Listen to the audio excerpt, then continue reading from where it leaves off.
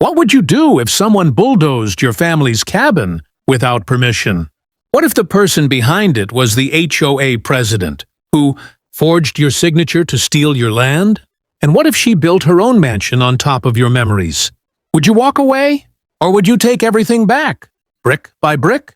Keep watching, because that's exactly what I did. I never thought I'd see the day my grandpa's cabin, my cabin, would be flattened to the ground like it meant nothing. But that's exactly what happened. And the woman behind it? The HOA president, Melissa. Perfect hair, perfect nails, perfect smile. The type of person who called herself a community leader while stepping over people, like me to build her empire. The worst part? She knew exactly what she was doing.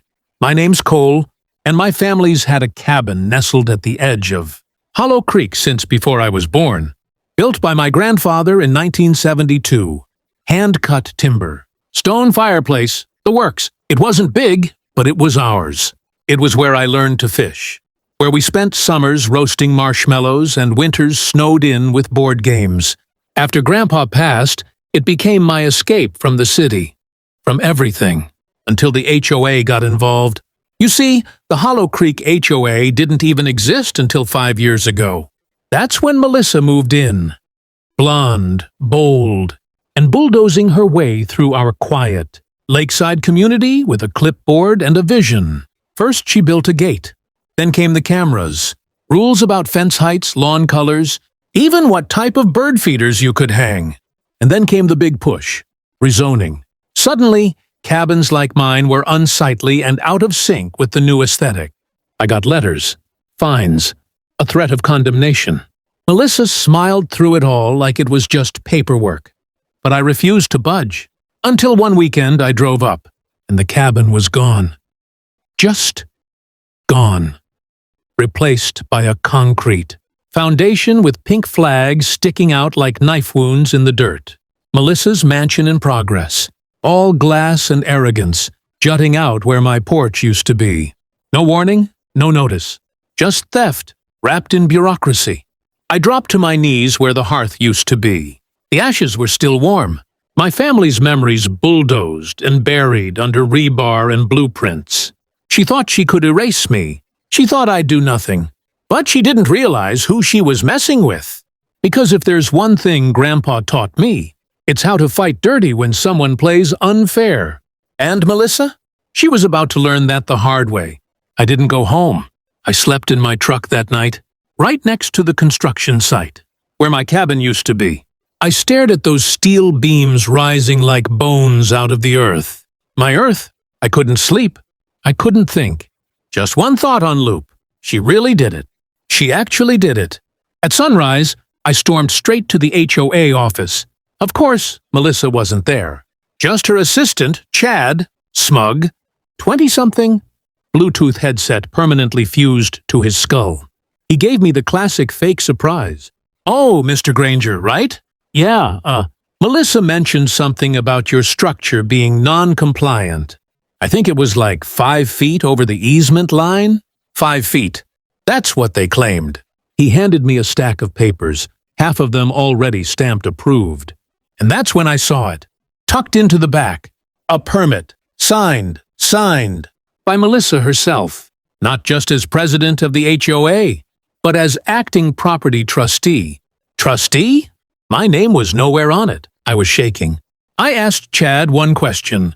"Where did you get the authority to do this?" He shrugged. "Look, man, I don't know. Legal approved everything. Maybe check the land registry or whatever." I left before I threw a chair. I went straight to the county clerk's office. 2 hours. 2 hours of digging through dusty files and digitized records. And there it was, a transfer of land title, filed 3 months ago, forged.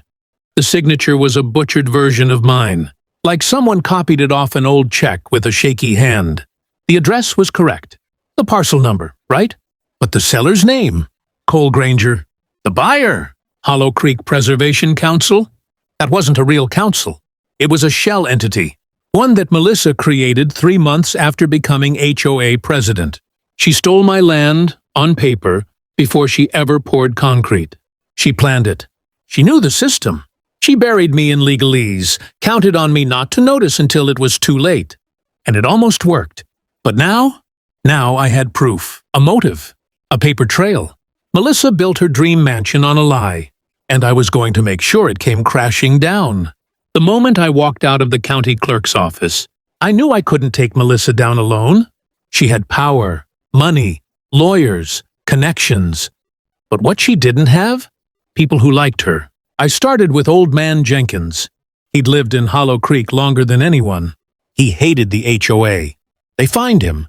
$300 last year for hanging, wine chimes that were too reflective, said they could distract drivers. I showed him the forged documents. He stared for a long moment, then said, "That woman's been lying since the day she moved in. What do you need?" Word spread fast after that.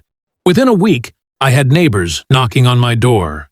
People Melissa had fined, threatened, manipulated. The Thompsons, who were forced to repaint their home twice. Dana, whose wheelchair ramp was labeled a visual nuisance. Even the Petersons, who'd sold their place out of pure exhaustion dealing with her. Together we formed a little rebellion. One guy, Luis, was a retired civil engineer. He pulled zoning maps, building codes, HOA bylaws, every loophole she used. He found 3 she broke. I had files piling up by the hour. But the real turning point? Cassandra Bell. She used to work with Melissa at a real estate firm downtown until she quit over ethical differences.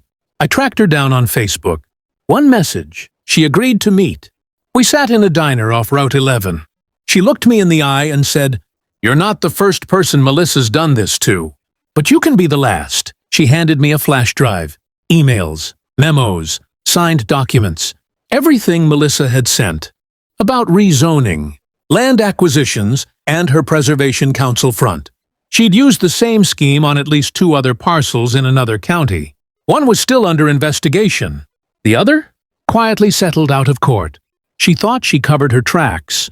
She didn't count on someone keeping receipts. I spent the next 2 days organizing everything, highlighting names, mapping out timelines, calling in favors from a friend of my dad's, an attorney named Mark, who lived to expose corruption.